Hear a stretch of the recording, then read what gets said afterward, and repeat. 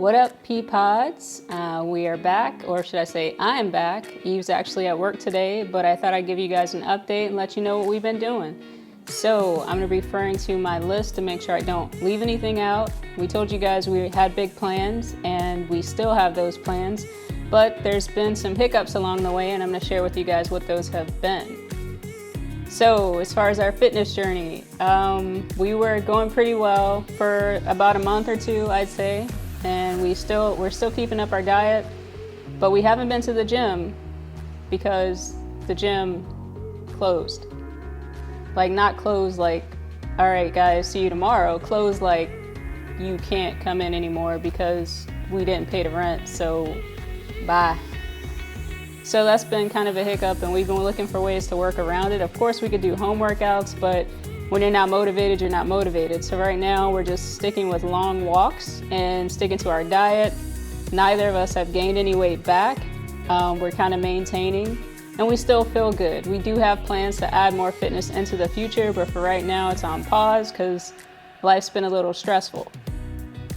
We mentioned in our last video that we had a vacation coming up, and we did take a short vacation, and I'll share some of those images with you guys. Looking around Europe, the weather wasn't predicted to be very good. It was raining everywhere, it was cold, it was windy, and our youngest pup, Winnie, doesn't sleep well in the RV when it's raining. It's not very loud, but just because he doesn't know where it's coming from, it makes him uncomfortable.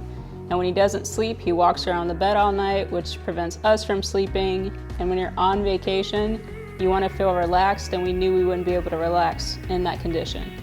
So future plans. Our big plan is to eventually purchase property. We originally said we didn't want to buy a house because we didn't want to be tied to one place. And I think in the back of my mind, I had the expectation that we may eventually move back to the United States. But I've lived in Germany now for 3 years since I retired, and this is my home. When I originally came to Germany, almost 10 years ago, I came with the military, and they have something called SOFA status. This is a status of forces agreement between the US government and the German government that allows Americans to live here either as contractors, civilians, or associated with the military, and you get certain benefits and protected privileges based on that agreement. I came over this time after retiring as a civilian. You have 90 days once you arrive to get SOFA status once you enter Germany. When I retired, I didn't plan on working and didn't need the SOFA status. I figured I'd come in, live with my wife, start this second part of my life, and everything would go smoothly. So I ended up getting a temporary residence, and it's good for 3 years. And at 3 years, you go back and you renew it, or you can get a permanent residence. So our plan, based on the appointment we originally had, was to get that permanent residence at the 3-year mark, which was, well, actually we had the appointment yesterday. We get to the appointment. In our original appointment, we were told that I didn't have to take a German integration course. I didn't need any sort of language certificate. I just needed to be able to make small talk with the gentleman that we spoke with. Well, since then, we moved. And as the same with the states, when you move to different states, there's different requirements. So we moved to an area which required a certificate. But we didn't know that until we made the appointment, and I didn't have enough time in between to take the test for the certificate, nor do I think I'm ready to take the test. So we get to the appointment, we give her all of our paperwork, and she's like, "Where's your language certificate?" We don't have it. And she's like, "Then you're not getting permanent residence." And the holdup there is, without permanent residence, you can't get a loan from a bank for a mortgage, and there's tons of other things that you can't do because you don't have permanent resident status, and it's a little risky when it comes to different situations between you and the German government.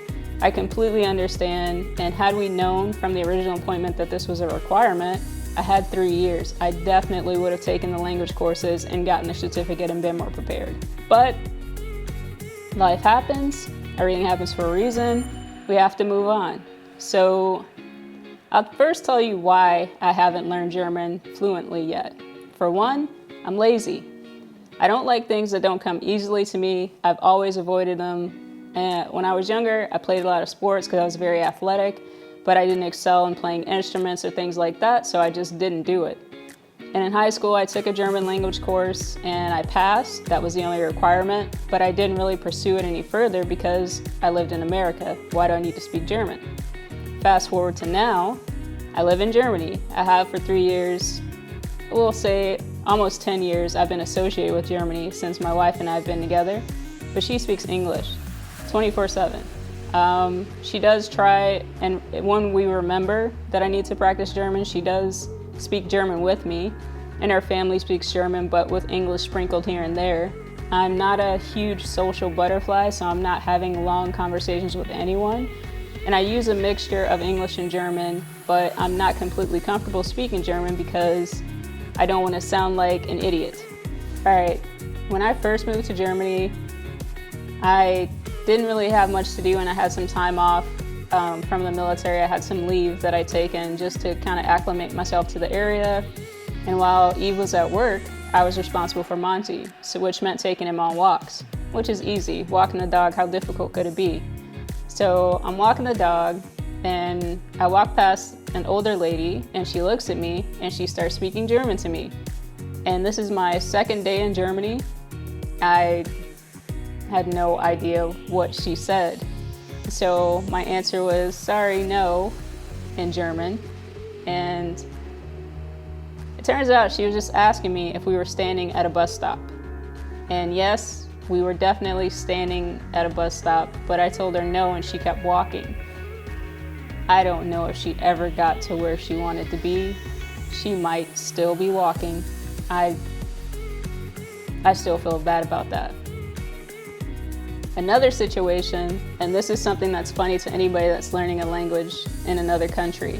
In America, we can rely on people's facial expressions most of the time to kind of gauge the conversation. In Germany, that's not the case. So we ended up taking a trip to Mauritius, which is a wonderful island. It's beautiful, and we booked everything through the German travel agency. So all of our excursions were booked with the German tour service, which meant that all the briefings and all the information that they were giving us was in German. It's me and 7 Germans sitting around the table, and the tour guide comes up to tell us about the excursions, and she's making eye contact with everyone around the table, and I'm nodding and smiling because everyone else is nodding and smiling. And we finally get to the end of it, and then we go up and talk to her, and she's like, wait, you don't speak German?